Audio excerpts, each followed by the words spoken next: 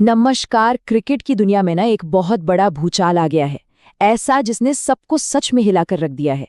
खबर यह है कि पाकिस्तान सरकार ने आईसीसी को एक सीधी चुनौती दे दी है और इसका असर सीधा सीधा टी20 विश्व कप पर पड़ रहा है। तो आइए इस पूरे मामले की तह तक चलते हैं और समझते हैं कि हो क्या रहा है।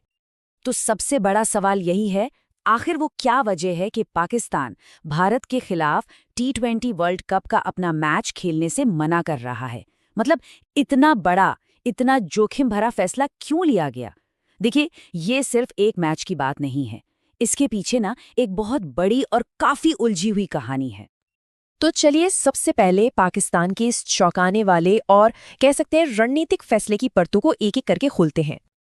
तो देखिए, बात यह है कि पाकिस्तान पूरे टूर्नामेंट से बाहर नहीं हो रहा। नहीं, उन्होंने एक कह सकते हैं कि बीच का रास्ता निकाला है।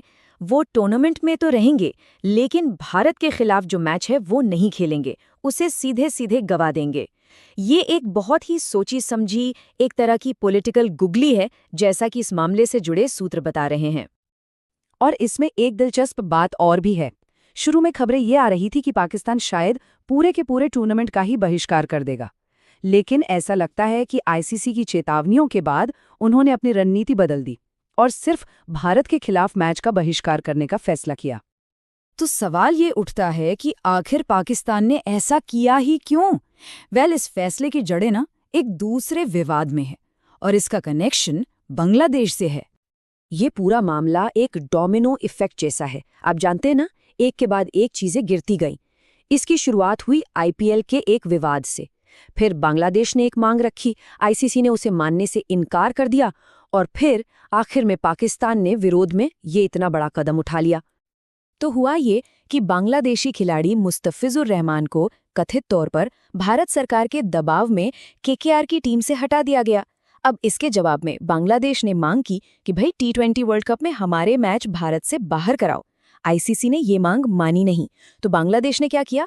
पूरे टूर्नामेंट का ही बहिष्कार कर दिया। और अब पाकिस्तान बांग्लादेश के साथ इस्लामिक एकजुटता दिखाने के नाम पर भारत के खिलाफ खेलने से मना कर रहा है। पर रुकिए, ये मामला सिर्फ बांग्लादेश तक ही सीमित नहीं है। इस विवाद के पीछे ना भारत और पाकिस्तान के बीच दशकों पुराना वो राजनीतिक तनाव है, जो अब क्रिकेट के मैदान पर खुलकर सामने आ गया है। और इस बात को समझने के लिए ये जानना बहुत जरूरी है कि भारत और पाकिस्तान ने सोचिए लगभग 14 सालों से कोई भी बायलैटरल क्रिकेट सीरीज नहीं खेली है। वो सिर्फ आईसीसी टूर्नामेंट्स में ही आमने सामने होते हैं। ये बात अपने आप में दोनों देशों के बीच गहरे राजनीतिक मतभेदों को साफ साफ दिखाती है।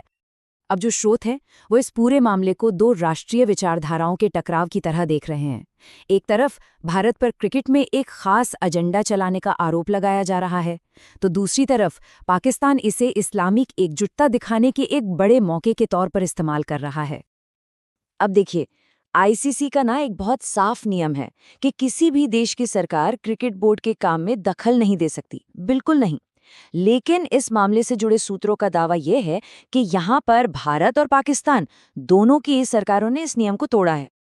तो ठीक है, अब सवाल यह है कि इस फैसले के नतीजे क्या होंगे पाकिस्तान टूर्नामेंट और खुद क्रिकेट के खेल पर। इसका आखिर क्या असर पड़ेगा? देखिए, इस बहिष्कार का सबसे बड़ा असर पड़ेगा टूर्नामेंट की प्रतिष्ठा पर, व्यूअरशिप पर और जाहिर है कमाई पर। हम सब जानते हैं कि भारत पाकिस्तान मैच सिर्फ एक खेल नहीं होता। ये भावनाओं का, राष्ट्रीय गौरव का और अरबों डॉलर के कमर्शियल इंटरेस्ट का मामला है। और अगर ये मैच नहीं होता तो टूर्नामेंट की चमक तो फीकी पड़नी ही है। और आईसीसी ने पाकिस्तान को बहुत गंभीर नतीजों की चेतावनी भी दी है। इसमें भारी जुर्माना लगाना, भविष्य के टूर्नामेंट से बैन करना और यहाँ तक कि खिलाड़ियों पर बैन लगाना भी शामिल हो सकता है।